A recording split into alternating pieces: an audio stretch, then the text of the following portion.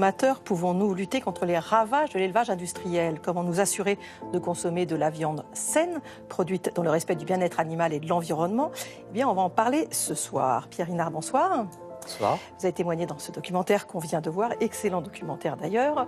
Vous êtes éleveur de vaches en Pays de Loire, ingénieur agronome, auteur de ce livre paru chez Grasset, Omerta sur la viande, qui a fait grand bruit et qui dénonce les pratiques dont vous avez été témoin dans une grande entreprise d'abattage et de découpe de viande. C'était quoi vos fonctions dans cette entreprise? Vous faisiez quoi là-bas? J'étais le directeur qualité, c'est-à-dire le gendarme de l'entreprise, qui fait respecter la loi sanitaire et les cahiers des charges vis-à-vis des grands clients acheteurs à l'entreprise. Alors de quoi vous avez été témoin? Eh ben, j'ai été témoin du pire. C'est-à-dire, parce qu'on n'imagine pas forcément ce que c'est. Non, oui. Disons que quand les industriels n'ont aucun scrupule, il y a des petits liens, des parallèles qu'on voit aussi avec l'affaire Lactalis actuellement, parce qu'il y a vraiment des parallèles. Et en fait, j'étais témoin de viande avariée et qui réapparaissait dans la chaîne de production. Oui. Parce que, voilà, pour le PDG et pour Castelviande, c'était systématiquement, fallait ne rien perdre et donc recycler des viandes qui étaient impropres à la consommation et dangereuses pour le consommateur. Et ces viandes impropres à la consommation, elles se transformaient en quoi? On en faisait quoi? Alors, qu'elles reviennent sur le circuit Alors, ce qui était le plus grave, en fait, c'est que ça repartait sur la restauration commerciale, donc chez Flunch. Principal débouché du recyclage. Sous forme de viande hachée, par exemple? Alors, chez eux, c'était du steak dit premier choix. D'accord. Heureusement que ce n'était pas du deuxième ou troisième. Et autrement, même, le plus problématique aussi, c'est que les consignes d'animaux souillés sur la chaîne d'abattage, on les retrouvait, après falsification de la traçabilité, dans l'atelier de haché. C'est-à-dire, ils réapparaissaient là où c'est totalement interdit. Et pour cause, parce que sur le plan sanitaire, ça a d'énormes conséquences. Et sur les conditions d'abattage aussi, vous avez vu des choses qui vous ont choqué? Eh bien oui, dès que je suis arrivé d'ailleurs, il y avait peu de conscience que l'animal était un être sensible. Et donc les tueurs, enfin, voilà comme on les appelle sur la chaîne, ils s'étaient habitués à pas mal de brutalité et puis à ne plus considérer l'animal comme un être vivant. Donc en fait, l'étourdissement était souvent peu efficace et personne ne réagissait, donc c'était les premières mesures que j'avais fait et fait faire régler les matadors pour que l'assommage soit très efficace du premier coup. Parce qu'on n'a pas le droit de faire souffrir un animal. En tout cas, vous avez tenté de ramener de bonnes pratiques au Oui. sein de la société. Vous allez être finalement licencié de la société. Il y a des cadres de l'entreprise qui seront mis en examen pour tromperie sur la marchandise, mise sur le marché de produits préjudiciables à la santé, on le comprend bien. Vous avez été attaqué en diffamation. Ça en est où cette affaire? Eh bien, j'ai gagné mon procès puisque la veille du procès, l'industriel s'est désisté, s'est rétracté. Donc il n'y a plus aucune plainte contre mon livre. Et les faits relatés sont considérés comme étant que des faits réels. En même temps, je n'avais rapporté que ce dont j'avais été témoin. En même temps, on imagine que c'est une malheureuse expérience, mais que les conditions d'abattage sont quand même pas partout comme ça. Non, mais il y a encore quand même trop d'industriels qui se pensent au-dessus des lois et inattaquables par leur puissance. Vous voyez, leur puissance économique? Oui, vous voyez un petit peu les parallèles avec Lactalis. Donc c'est ça qu'il faut aussi remettre en cause. Et qu'il soit rappelé que la loi s'applique à tout le monde. Et ce n'est pas parce que vous êtes un puissant entrepreneur et qui procure de l'emploi à un grand nombre de personnes que ça vous rend au-dessus des lois. On va reparler dans quelques instants de votre activité actuelle, puisque vous élevez des vaches de race Salers. Vous avez créé le label bœuf d'herbe qui garantit aux consommateurs une viande saine élevée en plein air dans certaines conditions. On va revenir avec vous sur tout ça. Perico Légas, bonsoir. Bonsoir. Vous êtes journaliste, critique gastronomique. Alors pour vous, vous le dites, acheter sa viande dans les rayons de la grande distribution, comme le font beaucoup de Français, c'est une hérésie totale. Ça fait 40 ans qu'on nous explique qu'il faut consacrer le moins de temps et le moins d'argent possible, ou que l'on peut consacrer le moins de temps et le moins d'argent possible à notre alimentation. Comme on nous a créé de nouveaux besoins, notamment par la publicité, pour pouvoir s'offrir ces besoins nouveaux et supplémentaires, on nous explique prélever dans le budget alimentaire, qui n'a cessé de s'effondrer. Vous aurez ainsi les moyens de consacrer cette somme, ce budget, à d'autres activités, d'autres dépenses, ce qui est catastrophique. Le premier budget, c'est le budget alimentaire. Il faut pomper sur tous les autres. Aujourd'hui, on le sait, pour le privilégier. Et c'est vrai qu'il y a un réflexe de consommation de masse. encouragés par la grande distribution, dont la stratégie économique est de faire baisser les prix. Or, faire baisser les prix, c'est faire baisser la qualité. Et faire baisser la qualité, c'est la sécurité. On assiste tout simplement à la transformation, et c'est dit dans le film, la production alimentaire, qu'elle soit industrielle, agricole ou artisanale, eh bien certains en ont fait un produit financier. C'est-à-dire qu'on vend ces aliments comme on vendrait des pinces à linge ou des clés anglaises. Or, l'agriculture n'est pas là pour produire des profits, elle est là pour nourrir l'humanité. Bien sûr qu'elle doit engendrer et être rentable, engendrer des profits, parce que le paysan doit en vivre, et c'est bien aujourd'hui le thème du débat, au cœur du débat politique avec les états généraux de la consommation. Mais ils sont d'abord là pour nourrir l'humanité de façon saine et raisonnable, tout en préservant la planète. C'est un merveilleux enjeu, c'est un formidable programme politique, et on se désole que les hauts responsables financiers et politiques de ce pays et de cette planète aujourd'hui se comportent de façon contraire aux intérêts de l'humanité. Jocelyne Porcher, bonsoir. Bonsoir. Vous êtes sociologue à l'Institut national de la recherche agronomique. Vous avez été éleveuse. Alors, à côté du problème sanitaire, qu'on a bien compris que posent certains abattoirs, vous dénoncez également les conditions dans lesquelles on abat les animaux. C'est vrai que c'est une grande problématique dans notre pays, l'étape de l'abattage, aussi bien pour l'éleveur que pour le consommateur. C'est quelque chose qui, pour l'instant, n'est vraiment pas résolu en France. Non, c'est-à-dire que le processus d'industrialisation de la production des animaux s'est accompagné de l'industrialisation de leur abattage. Donc on a un ensemble production industrielle, abattage industriel. Et de l'autre côté, ceux qui font encore de l'élevage, il n'y a pas d'abattage qui corresponde à une bonne façon d'élever les animaux. Et c'est d'autant moins qu'il y a une concentration des abattoirs, une augmentation de leur taille. Et donc on a des éleveurs maintenant qui doivent faire 80-100 km pour aller porter leurs animaux à l'abattoir. Et donc il y en a beaucoup, il faut le dire, et ce sur quoi on travaille, qui renoncent et qui abattent à la ferme dans l'illégalité. Oui, parce qu'effectivement, c'est illégal aujourd'hui d'abattre. Voilà, pour pouvoir préserver leur sens moral envers les animaux, respecter leurs animaux. Vous êtes à l'origine d'une association qui milite pour que les éleveurs s'abattent leurs bêtes à la ferme ou tout près de leur ferme, quoi. Voilà, parce que beaucoup de ces éleveurs font de la vente directe. Et donc, ils sont, finalement, il y a des cas de figure où ils ne sont pas sûrs d'avoir récupéré leurs animaux et donc ils ne sont pas sûrs de vendre leurs animaux, et donc ils sont dans un malaise. Il faut faire de la traçabilité à ce moment-là, en fait. Voilà, c'est-à-dire que eux, ce qu'ils veulent, c'est j'élève mon animal, je tue mon animal, je suis responsable, j'assume. Je le vends. Et je le vends, et je sais que c'est le mien. Et les consommateurs savent que c'est le mien, et donc on est dans une chaîne de responsabilité, de confiance. Ça se passe comment dans les autres pays européens? Ils ont le droit d'abattre dans leurs fermes, il y a des abattoirs mobiles, il y a quoi? Mais il y a des pays où, par exemple la Suisse ou dans certains, en Allemagne, voilà, il y a la Suède, en Suède il y a un camion abattoir, voilà, qu'on cherche à développer ici. Donc il y a des exemples d'équipements, il y a des exemples de pratiques comme l'abattage au pré, par exemple en Suisse. Donc, qui font que, dans ces pays et dans ces cas de figure, on essaye de recréer du lien, de la proximité, de redonner du sens. Dominique Lestel, bonsoir. Bonsoir. Vous êtes philosophe, auteur de cet ouvrage « Apologie du carnivore », c'est chez Fayard.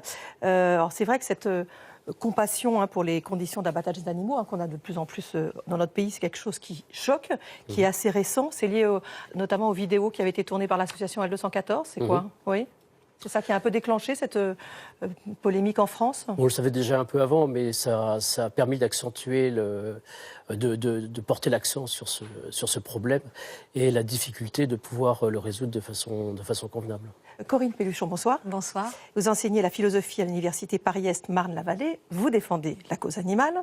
Alors, il y a le projet de loi alimentation qui a été présenté par le gouvernement fin janvier prévoit des dispositions pour assurer le bien-être animal. Le délit de maltraitance est étendu aux entreprises de transport d'animaux et aux abattoirs. Les sanctions vont être doublées, passeraient à 1 an d'emprisonnement, 15 000 € d'amende. C'est un sacré message politique pour des gens qui défendent la cause animale comme vous.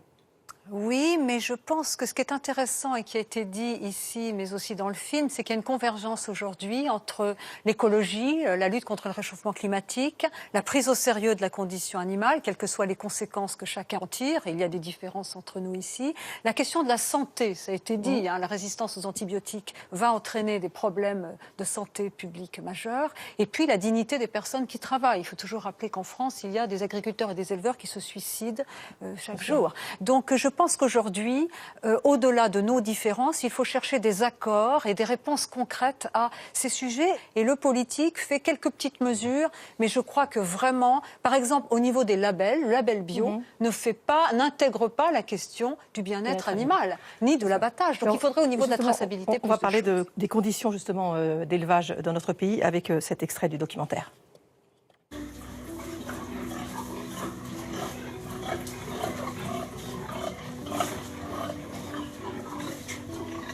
95% de la viande de cochon produite en France vient d'exploitations comme celle-ci.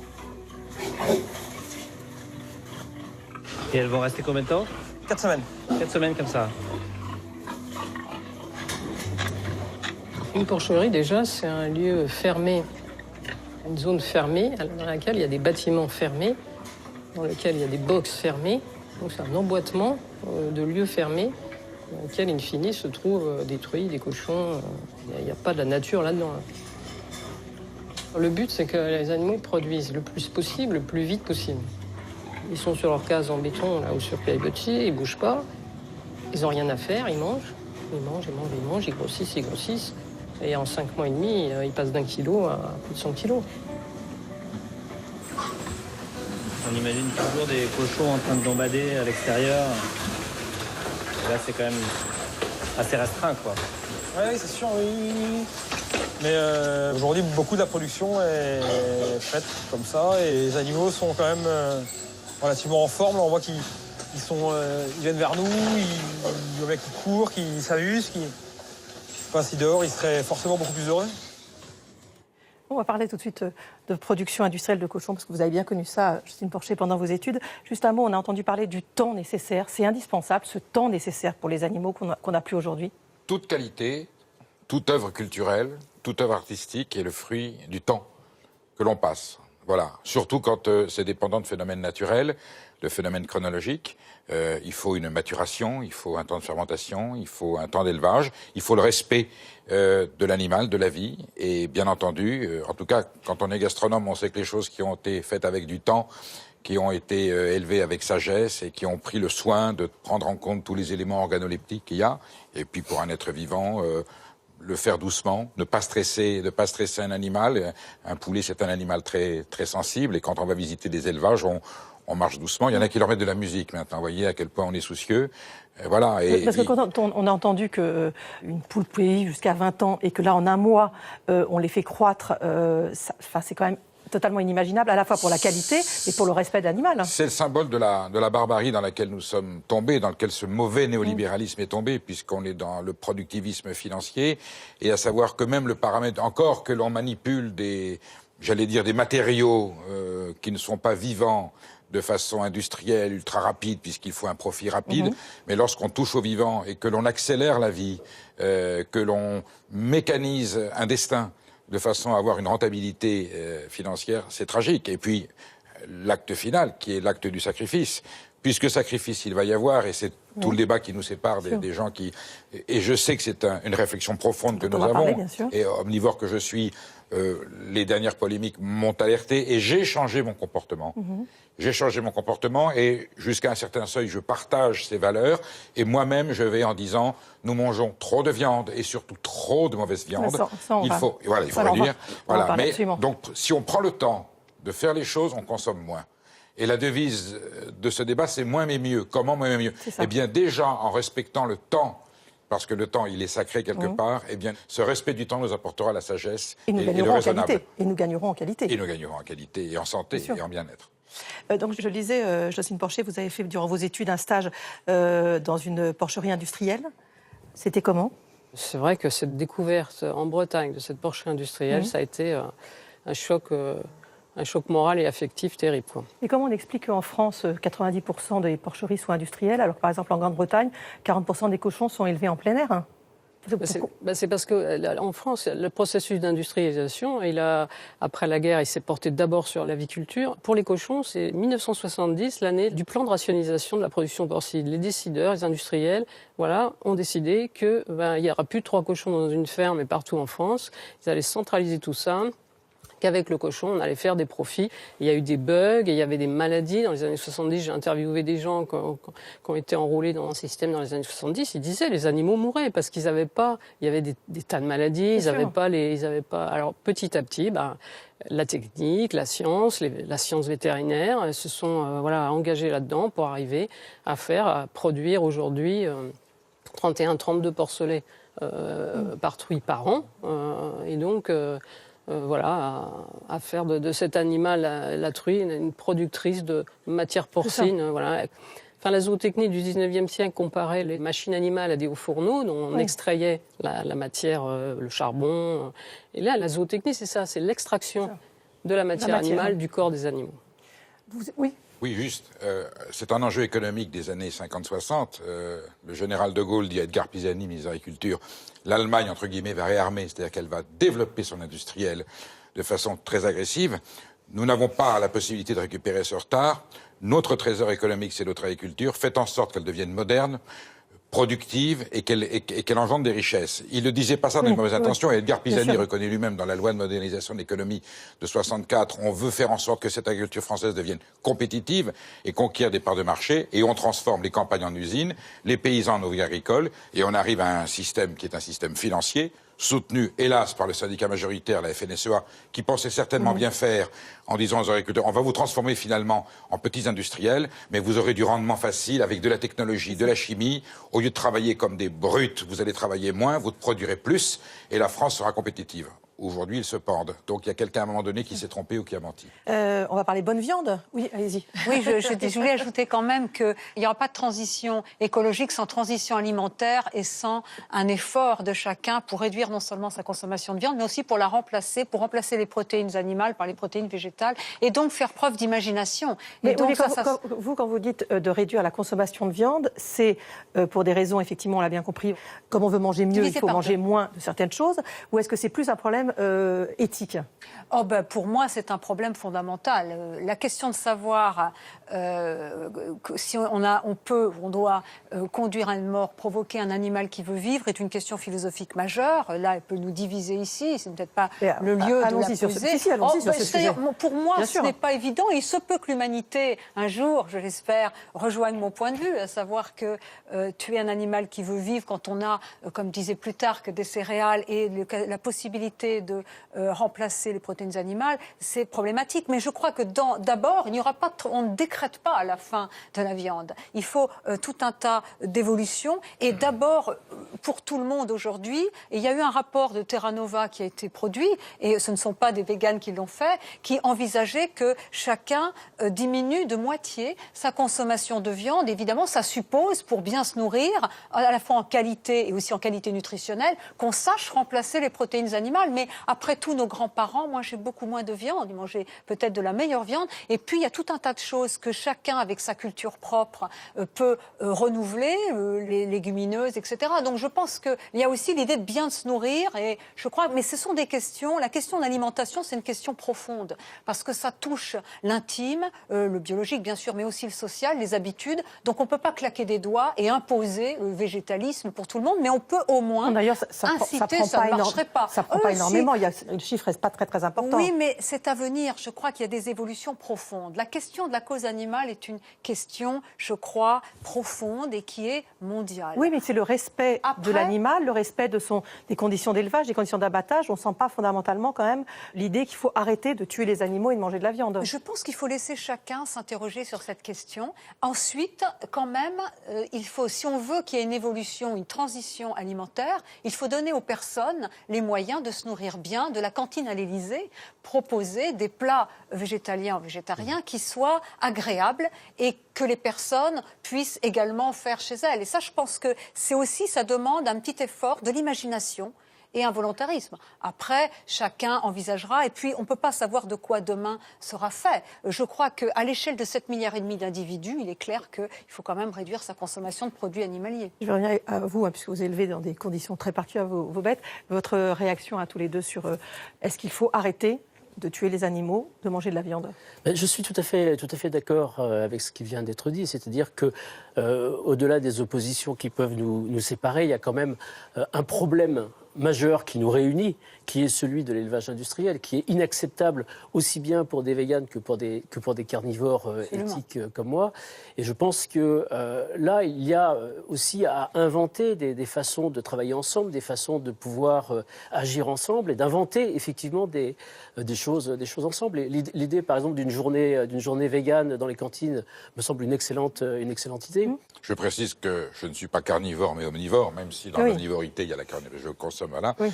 Et que pour moi, l'acte de consommation de la viande, donc je ne m'en départirai pas, même si je rationalise cette consommation, que je veux m'assurer que systématiquement l'animal ait été abattu dans des conditions dignes, je continuerai à manger de la viande parce que je considère que c'est constitutif de notre humanité.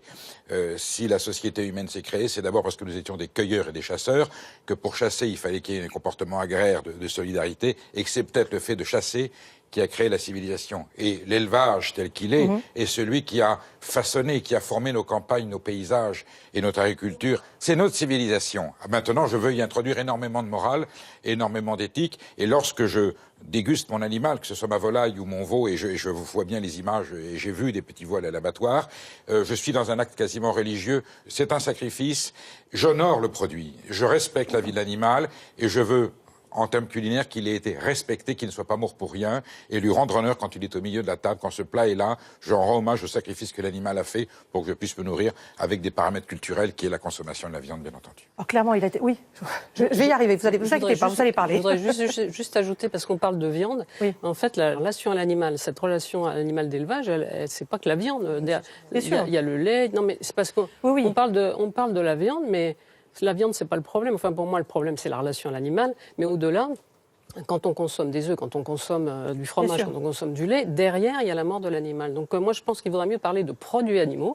Et c'est important parce qu'il y a beaucoup de personnes qui se disent véganes, par exemple, qui sont en fait végétariennes, qui en fait ne mangent pas de viande et du coup ont l'air de se laver les mains de la responsabilité de la mort des animaux. Parce que la mort des animaux, elle est visible dans la viande. Évidemment, c'est du muscle. Voilà.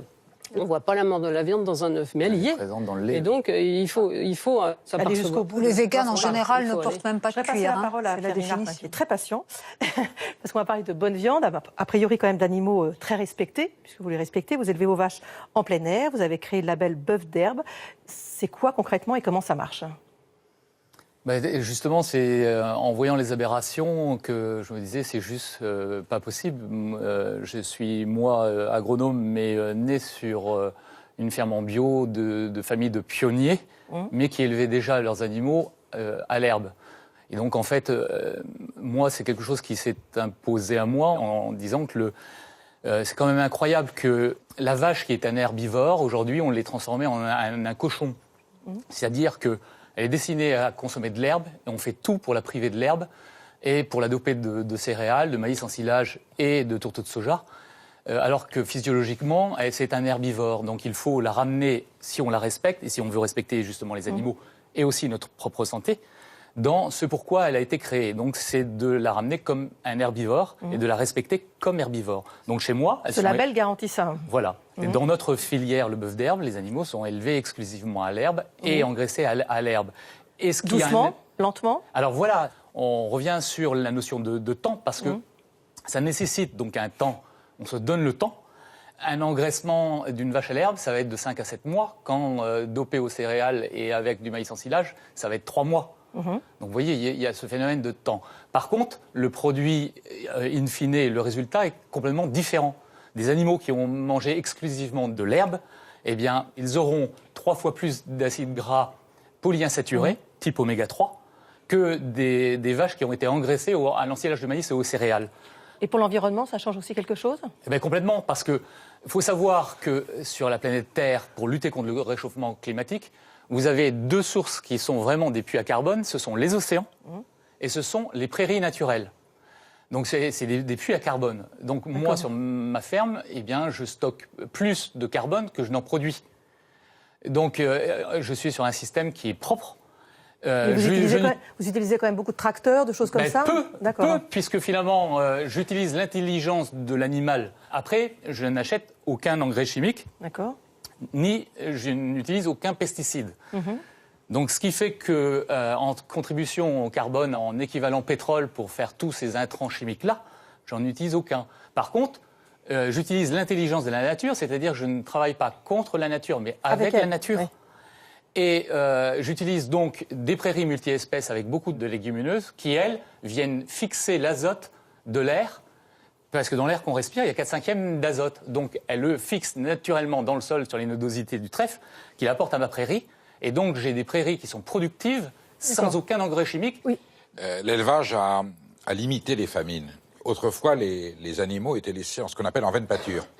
Et puis on a inventé à un moment donné la clôture et la haie, de façon à fragmenter le territoire, ce qui permettait aux paysans de ramasser des bouses et de créer un fumier qui permettait l'amélioration de la culture de la céréale. Voilà. Et donc on respecte cet animal qui est un ruminant. La vache est un mammifère ruminant, donc qui consomme de l'herbe, un produit végétal, dépendant d'une saison, donc d'un cycle naturel. Et la juste et bonne viande, c'est celle qui respecte ce cycle naturel du ruminant qui mange de l'herbe. Aujourd'hui, on est arrivé à un tel point d'industrialisation de l'élevage, avec évidemment, et vous vous souvenez de l'épisode de la vache folle, c'est toujours grâce d'ailleurs aux tricheurs de l'industrie qu'on fait des progrès, puisque c'est grâce à ces gens-là qu'on a créé à un moment donné la traçabilité pour savoir donner la viande, comment elle était nourrie. Et on finit aujourd'hui, et c'est le scandale des lasagnes avec la viande de cheval, on apprend le terme minerai. C'est-à-dire que la viande, qui est un animal qui est en pâturage dans la prairie française européenne, se transforme à un moment donné comme un minerai, c'est-à-dire quelque chose de métallique qui est vendu sur le marché pour donner des produits transformés, eux-mêmes industriellement sortant d'une machine. C'est normal qu'aujourd'hui on arrive au résultat d'INSERM qui nous alerte en disant l'excès de consommation de ces produits trop transformés, trop chimiques, trop industrialisés, engendre des maladies tragiques dont le cancer. Et c'est donc le facteur de santé qui devrait interpeller en premier le consommateur. Parce que quand on a vu les images des élevages hors sol de porc, mais ça pourrait être la même chose pour le poulet ou pour les bovins en batterie, eh bien, comment vous pouvez imaginer que le consommateur puisse se dire « je vais être en bonne santé en consommant la souffrance et la misère animale ». C'est juste impossible. Non, ça j'entends très bien, mais est-ce qu'avec ce système qui respecte le temps, qui respecte la nature, est-ce que d'abord c'est vivable pour la planète parce qu'il y a de plus en plus de population, il faut bien la nourrir, ça c'est la première des choses. Et la deuxième, est-ce que du coup votre viande est plus chère ? Là, il y a les deux réponses, c'est-à-dire est-ce qu'on peut nourrir la planète en respectant des cultures et de l'élevage éthiques et qui respectent à la fois les animaux et les humains? Oui.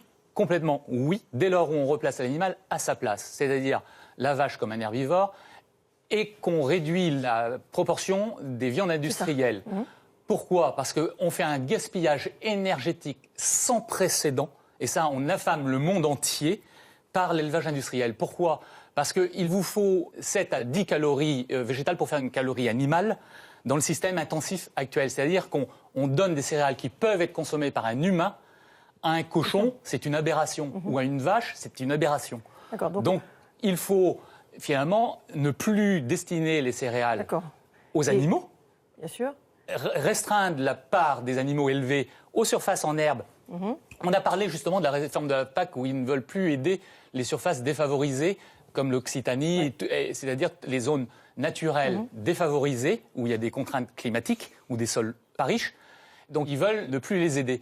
Mais ces territoires-là, qui sont reconnus comme étant défavorisés, on pourrait en faire des zones d'exception parce que finalement, ils ont une richesse potentielle, c'est qu'ils ont des surfaces en herbe et si on restreignait justement l'élevage à ces zones de pré-bas, de marais, les zones naturelles difficiles et qu'on l'accompagnait avec un signe de qualité, eh bien, on offrirait une excellente valorisation à ces territoires-là qui sont en déprise et qui sont méprisés. Et le prix de la viande comme ça ? Donc le prix, là, c'est entre guillemets un faux problème parce qu'on arrive à faire une viande qui ne coûte pas plus cher aux consommateurs in fine, simplement parce qu'on a supprimé les intermédiaires et nos consommateurs s'aperçoivent que sur le panier équivalent qu'ils faisaient avant en grande surface, eh bien, avant, ils achetaient une viande sans aucune garantie ni traçabilité. Aujourd'hui, ils achètent du bœuf élevé exclusivement à l'herbe pour le même prix rendu chez eux. Donc vous voyez que la notion de prix est toute relative. Et puis on a bien compris qu'il fallait en consommer moins, de toute façon. Et en consommant 2 fois moins,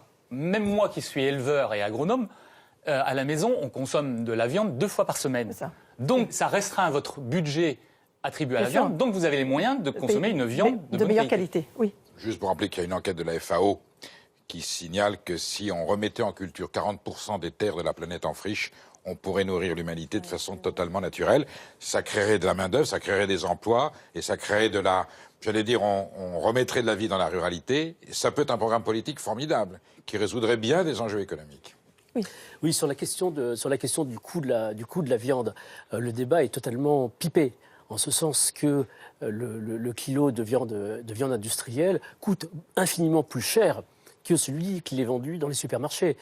En valeur absolue. Tous les facteurs environnementaux qui ne sont pas comptés, comme vous dites. Facteurs environnementaux, facteurs dépollution de l'eau.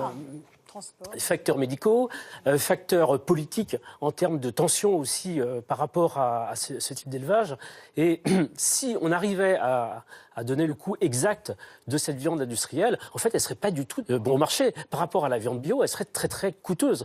Elle n'est bon marché par rapport à la viande bio que parce que la viande bio n'est pas subventionnée par les institutions et parce qu'on oublie un certain nombre de coûts qui lui sont afférents. Ce qu'on appelle la valeur négative d'un produit, qui engendre évidemment des dérèglements et des maladies, mais nous sommes dans un pays où la santé est remboursée par les deniers publics, et au passage, le lobby pharmaceutique s'enrichit. Donc il y a des gens qui n'ont aucun intérêt à ce que ça s'arrête. Et quelque chose qu'on oublie complètement, c'est que le premier maillon de la chaîne de la santé, ce n'est pas le médecin, c'est l'agriculteur, le paysan. Et les gens n'ont pas conscience que finalement, nous sommes constitués de ce que nous mangeons. Et ce qui est incroyable, c'est que vous ne partagez jamais autant d'intimité qu'avec votre repas. C'est-à-dire que c'est bien le paysan qui a produit les fruits, les légumes, la viande, le lait que vous consommez, qui constitue finalement la base de vos cellules et tous les nutriments qui vont rentrer intimement en vous. C'est-à-dire qu'il y a vraiment une proximité et les gens ne le comprennent pas et n'en ont pas conscience. Parce que s'ils avaient conscience qu'ils sont faits de ce qu'ils consomment, comment pouvez-vous être en santé et avoir aussi un bon mental et ne pas être déprimé si vous consommez des choses qui sont bourrées de polluants et qui ont concentré de la souffrance. Là, il faut m'expliquer. Et le rôle de l'agriculteur, justement, c'est le premier maillon de la chaîne de santé. Ce que je vois, c'est que rien ne change concrètement, et pour les animaux, et pour les paysans, et pour les éleveurs, et pour tout d'autres secteurs, comme dans la mode, où on continue encore à produire de la fourrure n'est pas interdite dans notre pays, etc. Donc il y a vraiment, aujourd'hui, il s'agit de faire en sorte que le politique se saisisse avec pragmatisme et générosité de cette question et l'inscrive au cœur de l'agenda politique comme une des finalités du politique. Et elle n'est pas un îlot éthique pour vegan, mais elle est vraiment associée à la question environnementale, la question de l'organisation du travail, comment on travaille et comment les personnes trouvent de la dignité dans leur travail, et aussi à cette question de la transition. Et ça, je pense que si on ne le fait pas tout de suite, il faut le faire ici et maintenant. Et si on ne le fait pas tout de suite, ce sera catastrophique. On arrive à la fin de l'émission. Oui, je voudrais juste rappeler que cette façon de voir les animaux elle date de la naissance du capitalisme industriel au XIXe siècle. La zootechnie, qui a conceptualisé l'animal comme machine animale, comme minerai, c'est le XIXe siècle, c'est le capitalisme industriel et on est dedans. Donc pour sortir les animaux de leurs conditions prolétariennes et nous en sortir, nous, c'est des choix politiques très, très forts qu'il faut faire. C'est pas seulement manger moins de viande, voilà, c'est faire des vrais choix politiques. Et d'autre part, je dirais que toutes ces transformations, elles auront un immense avantage, c'est de remettre les animaux dans la nature, de nous remettre en contact avec des animaux, qu'on revoie enfin des vaches dans les prés, des cochons dans les champs, et qu'on puisse vivre enfin à nouveau avec des animaux. Et ça permettra de sauver aussi les paysages, parce que les gens ne font pas le lien aujourd'hui. On parle de réchauffement climatique, on parle d'après COP21, et on ne fait rien finalement. Et s'il n'y a pas d'élevage, eh bien finalement, tout ce qui est facteur environnemental, comme la haie, le talus et les arbres isolés, on dégage tout et on fait table rase. Donc si on veut sauver et transmettre une planète en meilleur état, il y a une obligation, une nécessité d'une prise de conscience, de replanter, de refaire des bocages. Et pour l'instant, on est juste sur le schéma inverse. C'est-à-dire pour l'instant, l'agriculture intensive continue de faire sauter les talus, continue de raser les arbres isolés. Et tout ça, ça participe au réchauffement climatique, à la raréfaction de l'eau, qui sera la prochaine guerre, la guerre de l'eau. Tout ça est parfaitement cohérent. Donc la consommation de viande française nourrie à l'herbe au pâturage est un devoir citoyen. Voilà, c'est très clair. Merci pour cette conclusion. Merci beaucoup. Je rappelle donc vos livres que j'ai déjà cités. Pierre Inard, Omerta sur la viande, c'est chez Grasset. Dominique Lestel, Apologie du carnivore, c'est chez Fayard. Perico Légas, À table, citoyen pour échapper à la malbouffe et sauver nos paysans, Le point sur la table chez Serres. Jocelyne Porcher, Vivre avec les animaux, une utopie pour le 21e siècle, c'est à la découverte chez Poche. Et puis Corinne Pelluchon, Manifeste animaliste, politiser la cause animale, c'est chez Alma Éditeur. Merci infiniment, merci au réalisateur pour ce documentaire passionnant. Il est possible de le revoir ainsi que notre débat sur le site France TV. Moi, je vous donne rendez-vous la semaine prochaine pour une nouvelle émission. En attendant, passez une très bonne fin de soirée sur France 5 avec tout de suite C'est dans l'air. Bonsoir.